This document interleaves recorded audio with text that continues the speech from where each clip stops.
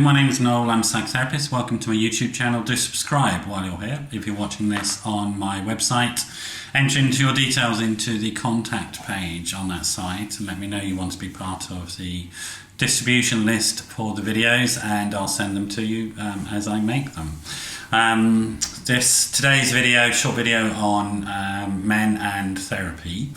It's a sort of large topic, and how do you condense it to a sort of short few minute video? I think it's a truism to say that a lot of men will avoid therapy.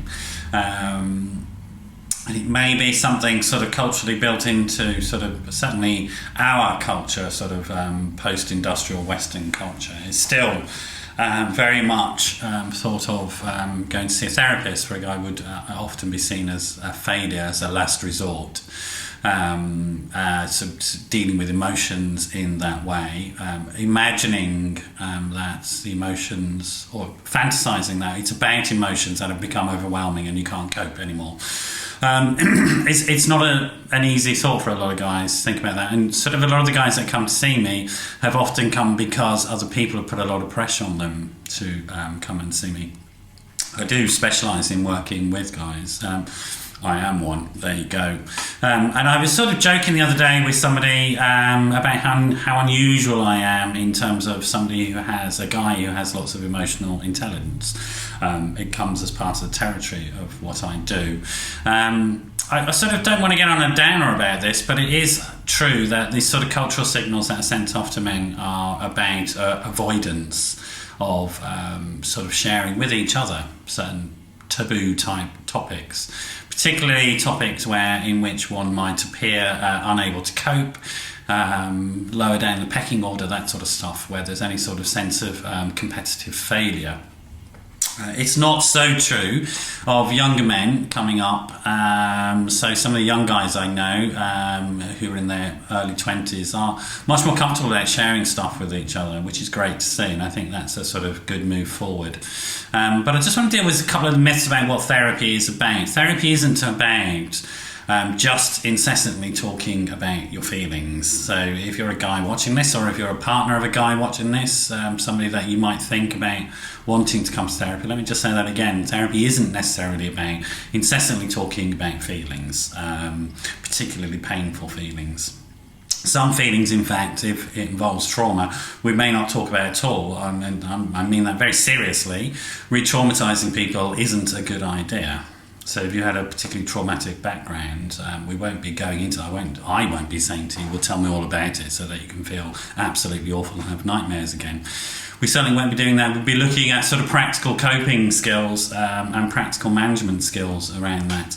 And I think that's often what therapy can offer these days, are very, very sort of practical toolkit that you can apply to your life. I think so a lot of the guys that come to see me, for example, come because they've got specific issues or problems in their life around work or finding meaning in life. You know, they've lost a sense of direction and want to get some new purpose and direction back into their life. Those are perfectly legitimate reasons to come see a therapist for. So, for example, a conversation might go something like this. Well, you know, I want to get a specific promotion at work, but I think I'm a bit depressed. So I need some help with the depression so that I can go and get that promotion. I know I can get it if I'm not so depressed. That's absolutely legitimate reason to come and see me to sort that out. And depression itself is generally relatively straightforward to sort out. The process itself is pretty straightforward to sort out. Typically another conversation might go something like this. You know, all of this is sorted out, but I've survived, I've achieved all these things, I've got enough money to live on, I've got a good nest egg and things like that, but I lack, where am I going now? What are my goals? What are my challenges? And that guy who has that conversation with me is really just looking for a space in which to sort of think out loud with somebody in a non-judgmental environment and begin to plan the next steps of their life. Again, that's a great reason to come and see a therapist.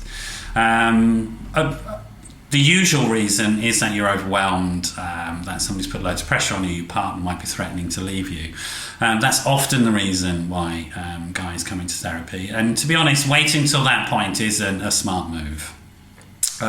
noticing sort of warning signs in signs in relationships that there's a problem, and dealing with that problem well before it gets into crisis is the smart move. So again, that's another good reason, I think, another very positive, practical sort of problem-solving reason to come and see a therapist such as myself, is to learn a bit more about those types of signals in relationships, when you really need to be looking at those signals and doing something about it before you're in a situation where your partner's saying, well, next step is the divorce court, matey. So again, that's another positive reason to come in, to think about doing a sort of relationship MOT. And then there's the stuff around being a parent. A lot of guys are parents, and they're sort of, they didn't maybe necessarily have great role models growing up themselves about what it is to be a dad, and they're a bit lost. Again, that's another good reason to come and see, a very positive, practical reason to come and see a therapist such as myself, is to look at those issues about what it is like to be a father in the world today, dealing with kids in the world today, the way it is, and how you can effectively role model positive sort of ways of being with your son, with your daughter, with a number of children. Often these days also, many families are what we call mixed families. So there's a child from one relationship and a child from this relationship, and then these children come together in a family that you construct because you meet. Carrying children, if you like. You meet your current partner with children from another relationship, they have children from another relationship.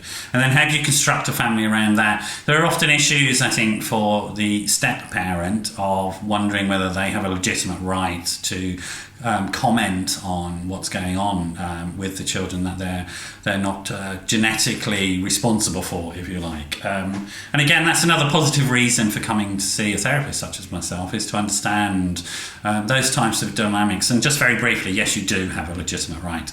A parent is a role, it's not a sort of genetic inheritance. If you're in a child's life and you're a responsible adult in their life, you are in loco parentis, you are the parent while you're around, and that's the reality. And taking that sort of reality and that responsibility seriously is important. So in summary, what I'm saying, there may be lots of different reasons to women why guys come into therapy, and I think there often is. Those reasons for coming into therapy are just as legitimate. Whatever the reason is for coming into therapy, it's just as legitimate. It's not a sensible idea in any situation in life to wait until you're in a crisis about something to try and fix it then. It's always the worst time.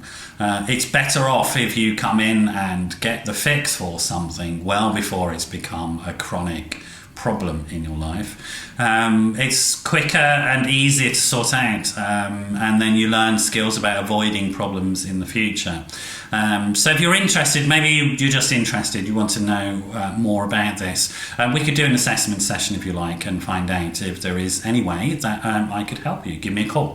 07506 319 745. That's 07506 319 745. Thanks for watching. Hope to see you at the next video. Bye bye.